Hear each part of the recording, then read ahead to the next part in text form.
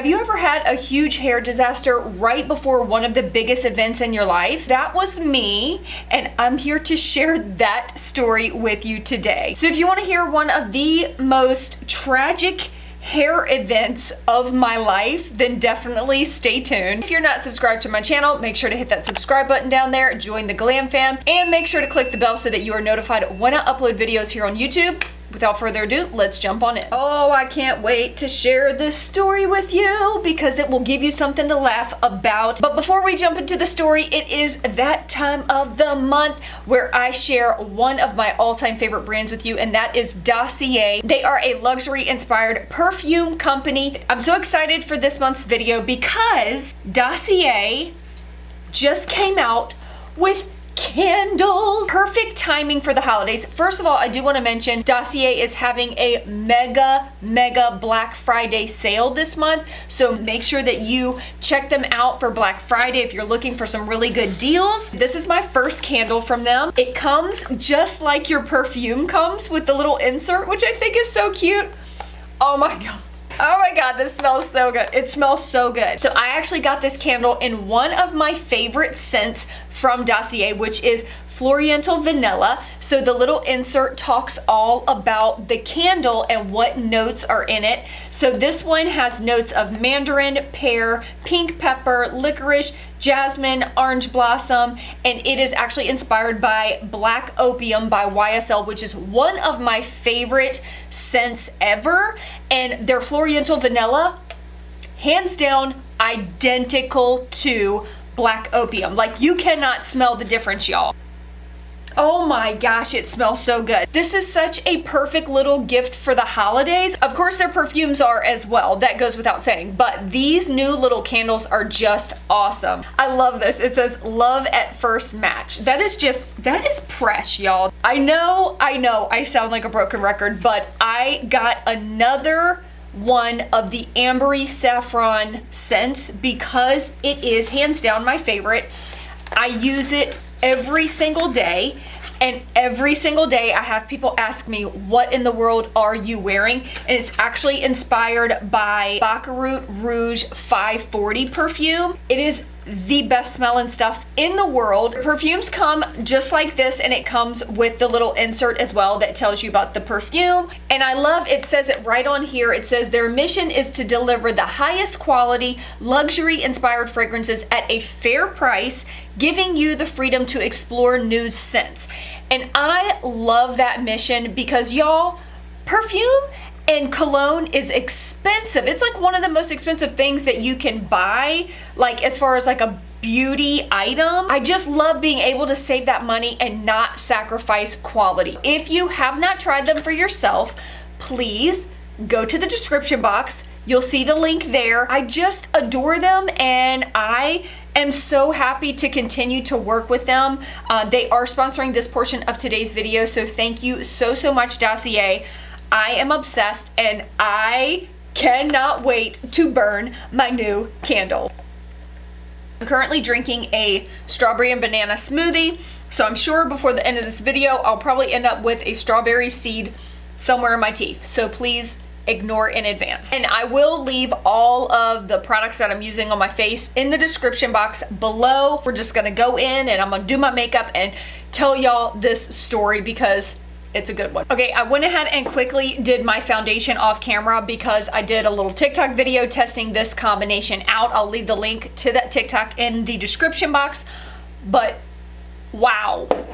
Let's go back in time, shall we? A little trip down memory lane. Once upon a time, I was really young. Once upon a time, the year 1999, I was about to get married. Yes, I know. I got married very young, as any bride does who is about to get married. They start planning their wedding. Not only planning their wedding, but planning, you know, what their hair and makeup is gonna look like for their wedding. I was 19. We were definitely on the struggle bus when it came to finances. We were already living on our own. In fact, we actually had already built our first house together at 19 years old. We were paying for our own wedding. I was trying to cut corners. So there was a lot of different ways that I was cutting corners. Looking back at my wedding photos, it was very obvious that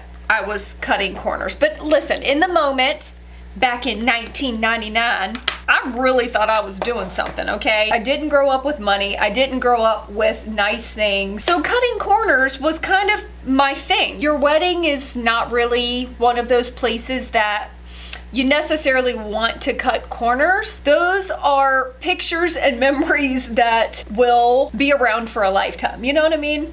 Now, you can always look back and laugh at those things, which is what I do. One of the things that I cut corners on was not having real flowers. Real flowers in a wedding are one of the most expensive things about a wedding. It's beautiful, don't get me wrong. I didn't have real flower money, all right? So I cut corners and I made my own flower arrangements. I believe my mom helped me kind of put them together and make them for my bridal party and even my own bouquet. That was one of the things that, even looking back, I feel like was a good place to cut corners because it all turned out really great. So another area that I cut corners was my wedding cake. Wedding cakes are expensive. Basically, weddings are expensive. I did not have hundreds of dollars for a wedding cake. Somebody that I knew actually kind of did wedding cakes on the side. And so I was like, hey, like, will you do my wedding cake? And they were like, sure, $50 and call it a day. Heck yeah, sign me up. I think I can swing $50. And $50, even back then, it was a lot of money for me. I didn't have $50 just laying around. So I was like, all right, $50 for a cake. Like, I really hope that this is a really amazing cake. I wanted it to be a 3-tier cake and I wanted it to be peach. I wanted my whole wedding to be peach. And so the cake was one of those things that, you know, I wanted that color peach incorporated. When we got it on the day of the wedding, it was not peach. It was definitely orange, maybe a light orange, but it was definitely orange. So I had basically an orange wedding cake, so that was exciting. I regret cutting corners with the cake. This was like a big moment, you know what I mean? This was like a big moment, and I ended up with an orange cake. The next thing that I decided to cut corners on for cost sake was my DJ. I had a friend of a friend who knew a friend that was a DJ and that like did it on the side.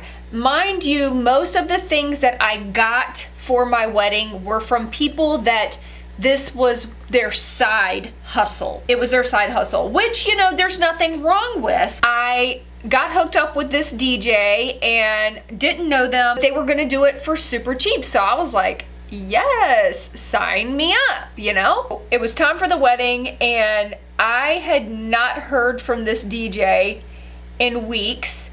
And I had reached out to them, messaged them, hadn't heard anything. Night of my rehearsal, still had not heard from my DJ. So come wedding day, still did not hear from my DJ. My whole wedding day, I was stressed. What if we get to this reception hall and I have no DJ? What am I gonna do? Like, hey, does someone have a boombox with them that they can play? I literally did not have a backup plan. The trip from the church to the reception hall felt like a lifetime because all I could think was, what if I don't have a DJ? This is gonna be the lamest reception that anybody has ever been to. But thankfully, I walked in and the DJ was there. I ended up having a DJ, so it all worked out. Definitely wish I would have splurged a little bit in the area of having a good, reputable DJ, because then I wouldn't have had to worry about all that stress. Moving on to the reason that y'all even came to this video, which was when I cut corners with my wedding hair. And like I told you guys, I had been in cosmetology school, so I was not afraid of like having fun with my hair, and I'm basically still like that. I think I colored my hair for the first time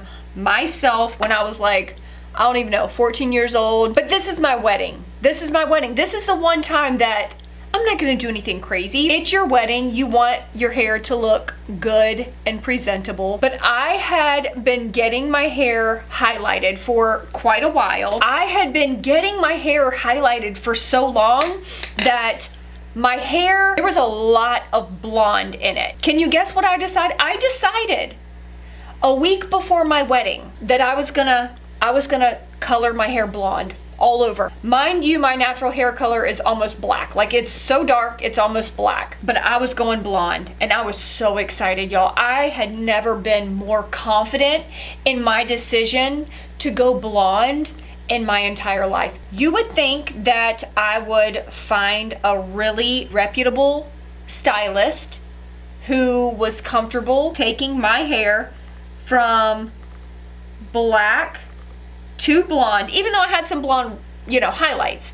But my hair was not all over blonde. If you're a hairstylist, I'm sure you're cringing right now. You would think that I would maybe have called my own aunt, who has been a hairstylist since she was 18 years old. Nope, didn't do that. Instead, because I didn't have a lot of money, I was balling on a budget, I decided that Hair Cuttery was gonna be the place that I was going to go blonde for my wedding. Nothing against Hair Cuttery. Listen, there's plenty of people that go to Hair Cuttery and get amazing haircuts and hair color. There's some amazing stylists that work there. I'm just saying, I had never been to this Hair Cuttery. I had never been to this stylist, and I had never been blonde before. Do you think I set up an appointment to go in and have my hair colored? No.